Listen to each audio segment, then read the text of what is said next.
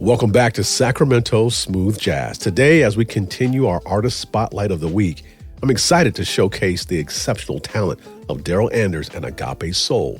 As a seasoned producer and musician, he's making a lasting impression in this industry, collaborating with legendary acts like Tower Power and Booker T. Jones and a slew of others.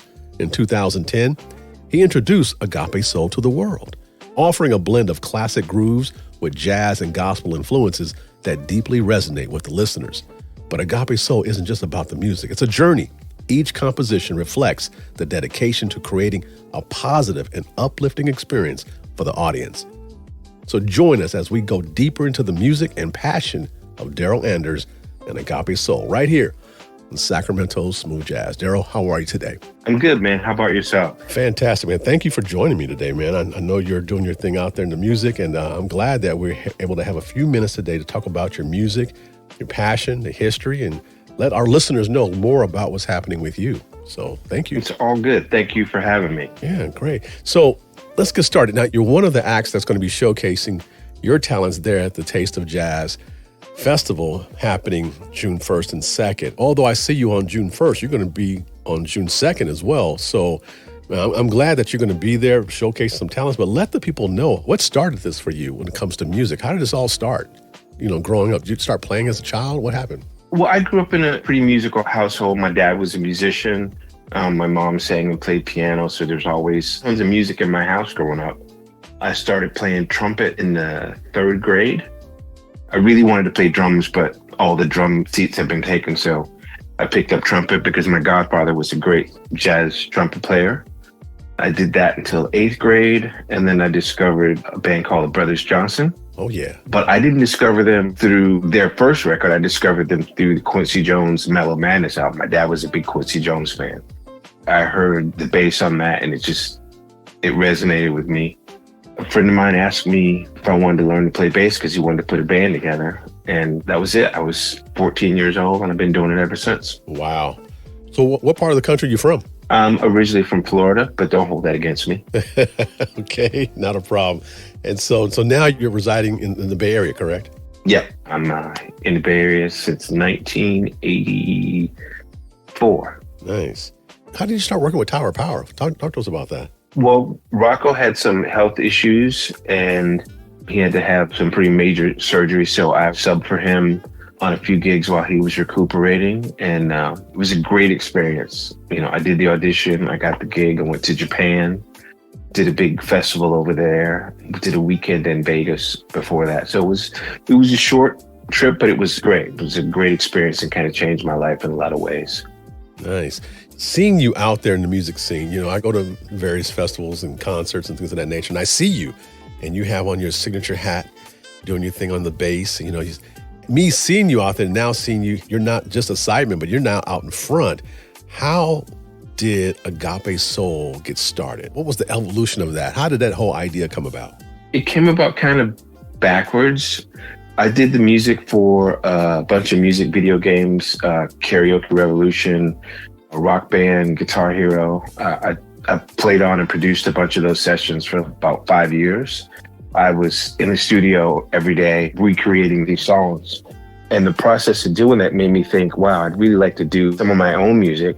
And I had a bunch of songs written, just kind of sitting in cassettes in a shoebox. So I decided to make a demo to put a band together. And that demo turned into the first AgapéSoul record. Nice. And also, too, Zoe Ellis, who is part of the AgapéSoul family, she said, you know, you got all these songs, you need to do something. You should record. So, you know, between her and my wife, I was getting told that that's what I needed to do, and eventually I did it. Okay. So you're a man of wisdom, listening to the wife, that's for sure. Well, absolutely. You don't listen to nobody else. All right. So taking that leap, what was that like besides just listening to some insight and some wisdom? You know, now here you are launching out. What was that whole thing like? Was it a little uncomfortable at first? Or was it, you know, talk to us about that. The first record was very different because I had been in the studio working on video game music, and the goal was different. When I made my first record, I relied on a lot of other people's opinions because I wasn't confident in my ability to do what I wanted to do. And that wasn't a bad thing because the whole thing is a learning process. So it took a while to develop my voice. So by the second record, I was much more confident in my songwriting and in my production ideas. Just every time it gets better. AgapéSoul is not really a band in the traditional sense. It's really just my musical aesthetic. So I know what I want the music to feel like. I know what I want it to sound like. So I pull people in to bring what they do into this process. And it's like creating a soup, you know, you add ingredients and you blend things together to make the finished product. And hopefully it works out well. Yeah. You've traveled the world. You've been on many stages. You've collaborated with so many. Has there ever been a moment where you're saying to yourself, I can't believe I'm here? Talk to us about those experiences where maybe some of our musician friends who are listening, who are maybe just getting started, what can they expect when they have that moment of, I'm on the stage with this person or this group? Oh my goodness, what is going on? What's that like? It's pretty incredible. I can think of two such instances. The first one was Tower Power, because I didn't grow up listening to a lot of Tower Power. On the East Coast, the Average White Band was a little more popular than Tower Power, so I grew up more with that. So the fact that I even got a chance to audition with them was insane to me. And to be on the stage and looking at the Jumbotron and seeing my face bigger than life playing with this band was pretty incredible. I think even more than that instance, having Mesa sing one of my songs and to be on stage with her performing a song that I wrote, and that was a dream come true because she's one of my favorite singers on the planet. And I remember being in my studio 20 years ago, listening to Incognito and playing these songs thinking, man, I would love to work with these people. I'd love just to meet them. Being friends with Mesa and Bluey and everybody in that organization now is mind blowing. So you just got to be ready because you never know when an opportunity will happen. Yeah.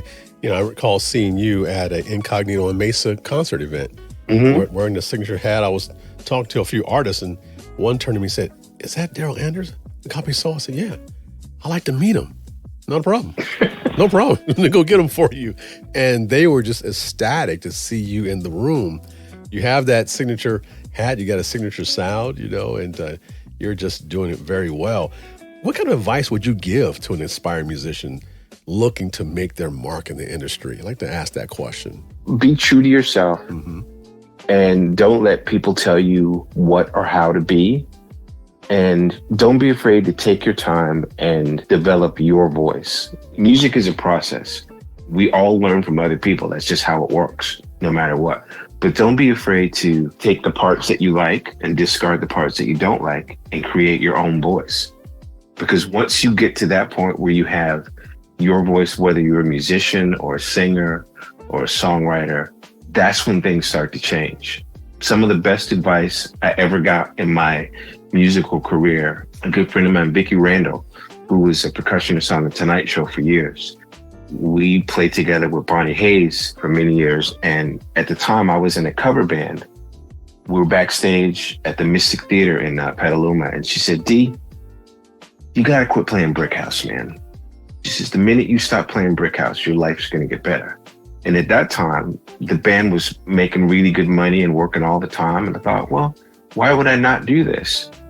But what she was saying is that when you allow yourself to be free to do the other things that you want to do, those opportunities will come. I took her advice and literally my life changed. I started playing with different musicians and having greater opportunities. I played with Zigaboo Modeliste from the Meters for years. I made records with people. I played with Joyce Cooling. I got the Tower Power gig. I played with Bonnie for years. Just a lot of great opportunities happened that wouldn't have been available to me if I was still just doing that one thing. And it was taking up my energy and time. So yeah, that was a great thing that really changed everything for me. Nice. Your talent, your dedication to what you're doing is evident because many people want you to be on their project. They want you to be on the stage when they're playing with the group. That must feel really great overall. And it's a testament to what's happening at the Taste of Jazz Festival, which you will be playing. So talk to the people about what's happening during that June 1st and June 2nd event. What are you going to be doing? Well, on June 1st, I'll be playing with my good friend JJ Sanseverino. I've played with JJ 3 or 4 times. She's a great guitarist, great songwriter, and we always have a blast playing. And then I'll be playing with my band AgapéSoul. On Sunday, the following day, I will be playing with a band called the Smooth Jazz Alley. And that'll be my first time playing with them, so I'm looking forward to it. Nice. Yeah, they're from the Bay Area. Great group of people. And both of those actually are previous guests here on the show. Great individuals, and it's going to be a blast to see you do your thing as well, man. I'm looking forward to it. How can people get in touch with you? How can they connect with you on social media or just online? My website is agapesoul.com, AGAPESOUL, one word. My Instagram is AgapéSoul Music.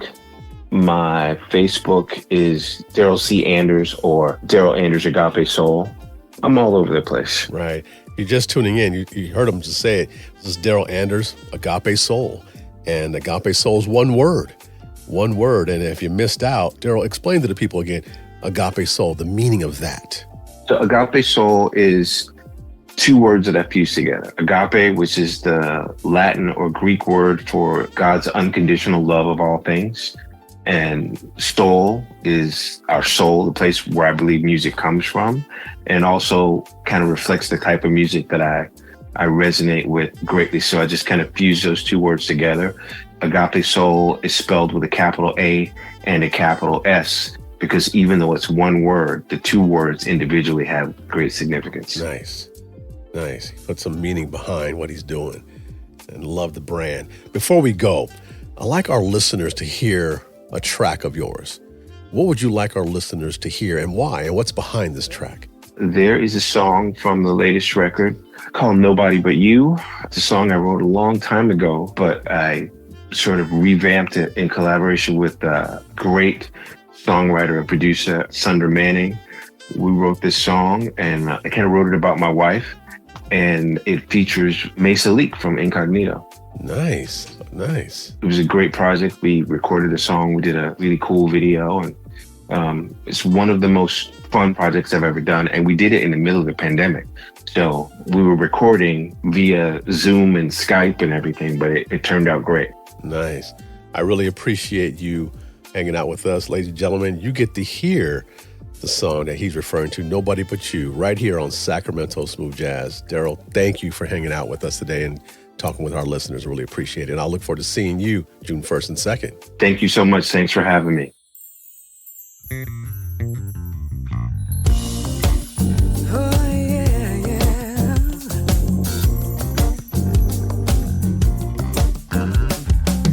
I heard a rumor going round about me.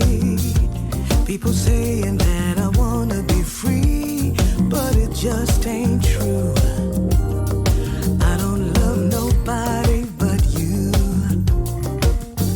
People are talking, they're wasting